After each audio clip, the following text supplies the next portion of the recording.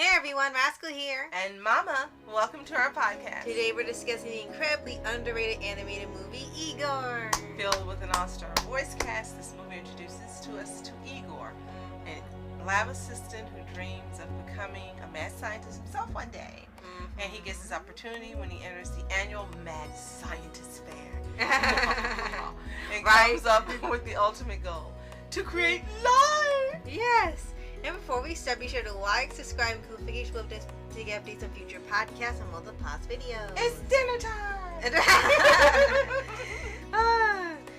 So, originally I seen this movie years ago from a friend who showed me this, she borrowed a DVD, and I really loved the movie. And then years later I got to show it to Mama, because I told her about it many times, but she had never seen it, and they had it on DVD or on Netflix or something, and we finally got to see it together. So now that you've seen it, after you purchased it, right? So now that you've finally seen it and own it, what did you think of it? I liked it. I know that from what you were telling me, for some reason it wasn't that popular at the time it came out, and I think because so many references were giving tribute to the horror movies, from the horror movies from the, I would say, from the 40s and 50s, and maybe it was too far back. Probably. And then a lot of the music were older songs. But to me, it made it campy. Right. So I thought it was fun. Yeah. It seemed like it was more of a parody of the monster movies.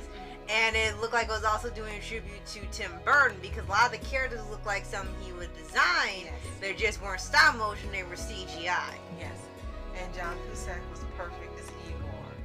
And it's not a role I ever would have imagined him voicing, but he did a great job. Yes. And yeah, they had so many stars in here. They had John Cleese, Steve Buscemi, Molly Shannon, Jennifer Coolidge. And I recognized her Hall. immediately as soon as I heard her. I'm like, okay, I've heard you enough in so many movies. Yes, that's Jennifer Coolidge. Yeah. And all the stars actually ended up, fitting the characters well. And you wouldn't think at first, it's like, okay, this is such an odd movie. How do they do it? And they actually did do it. It doesn't feel like, oh, you're hearing just a celebrity do the voice. You're just hearing the characters. So maybe it's more of a cult classic. Yeah, it even says on the back of the DVD, instant cult classic. And that kind of what ends up happening. Because I don't think they commercialized it that much. They had a trailer or two, but it wasn't like a big production on advertising saying, oh, you gotta go see this movie, it's the next big thing or anything like that.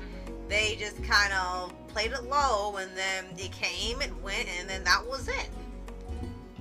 Well, I really liked it, and I can see why many years ago when you saw it, you really, really adored it. Mm-hmm. And it's so odd because before you told me about it, I personally had never heard of Igor. Yeah.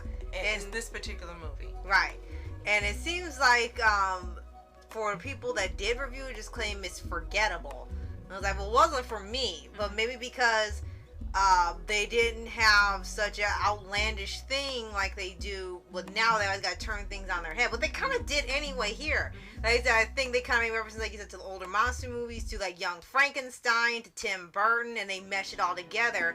It was a spoof of the monster movie franchise. Well, clearly it was pointing to the Universal monsters. Right. Frankenstein, and of course Igor and Dracula. Right. It was definitely a reference and a tribute to all of those. Right. So I'm not sure how that wasn't seen by people who watched right. that. And even the plot itself sounds funny. You got an Igor that's a genius, but no one's gonna take him seriously because he's an Igor. He's got the hump and everything. So and the mad scientist is an idiot. Man keeps thinking he's a genius, and right. he keeps losing this contest because he's an idiot. Right. So it worked. It's like you haven't really seen them before. You've seen where you can see, okay, the Igor's not as stupid as you think. They just gotta play dumb. But you never seen one that's been outright a genius and is even smarter than the self-proclaimed mad scientist. Right. And usually we see the Igors ending up being someone who's kind and gentle and empathetic and who is worthy of being treated as he is a human. Yeah, like Quasimodo, like you said, right. But in here, as you said, it's like, no, he's he's the brains behind the operation, and he plays the role of being an idiot so he can continue to earn money to create his his creation, stuff. And it's like inventions. he spent his life savings is one coin. It's like, how long were you been alive? And another thing is that they really do well on the comedy. There's a lot of things that end up working, like they take everything literal, kind of like how the monsters used to do, like, oh, don't go through the ceiling. Oh, no, last time they did that, you had a tough time getting them down. Something like that. Right. Brainwashing was an actual brainwash company, and everything was literal in the movie. Like, the terms of, the figure of speech would always be literal. And it's funny because I was just about to speak about his creation of the woman, the life. And she was supposed to be this evil creation. Yeah, with the evil and he bone. sent her to the brainwashing. And of all the things on TV for her to have to watch for the brainwashing, they end up having her watch a movie critic who's very well known when you see him. Yeah. You're like, oh, I know this guy. Oh my gosh. And she watches him, and suddenly she's a theater buff. And she's all light, she's and an airy and actress. friendly. It's like, oh my god. Yeah, so she loves the theater. It's hilarious. It's absolutely hilarious. It's like, oh, what And Annie's her favorite movie now. Right. This is an hour interview of what it means to be an actress. I'm like, oh gosh, it's the worst thing possible was it. So the entire time she thinks she's gonna be in a movie or a play. It's just hilarious. So they have to work off of that for it. Get to do what they want. Just say, oh, it's a new role for you. Yes, it's a play. Yes, we're gonna do Annie. That's Yeah, it's like, Annie destroys everything in here, though. So I'm like, that doesn't sound very nice. But like they usually have for the storyline for Igor, she gets the storyline. Right. She's not evil, and she's caring and loving and empathetic. Right. And kind, and everyone ends up liking her who's with him in the laboratory. Right.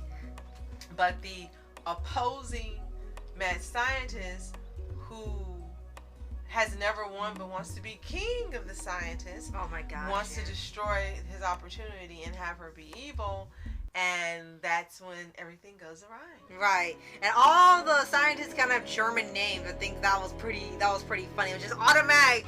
Scientists, you gotta be German. Even if you're not really German, you're German now. Or you can be Dexter and speak with a German accent. Right. It's like, what country is this from? Oh, it's from some town you never heard of.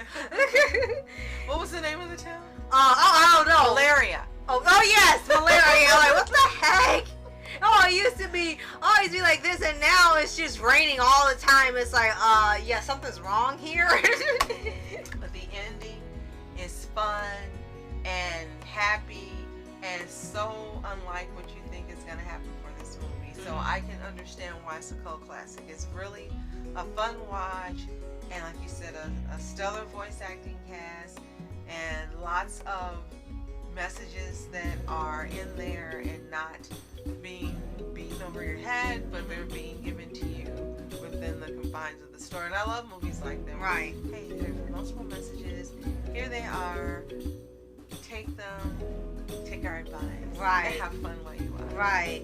So yeah, it's kind of a shame that this didn't, get more recognition when it was out. And like I said, I don't think now it really does either. I mean, you got people that do enjoy it, but when you get to more of a reviewing standpoint, it's where it's kind of like with Shark Tale, where it's got fans, but then you get to reviewers and they say it's the worst thing ever. They don't consider this the worst thing ever, but they consider it very forgetful, and it's why it didn't go anywhere. It's like, no, it just didn't get any commercial, because I don't remember any commercials for it at all.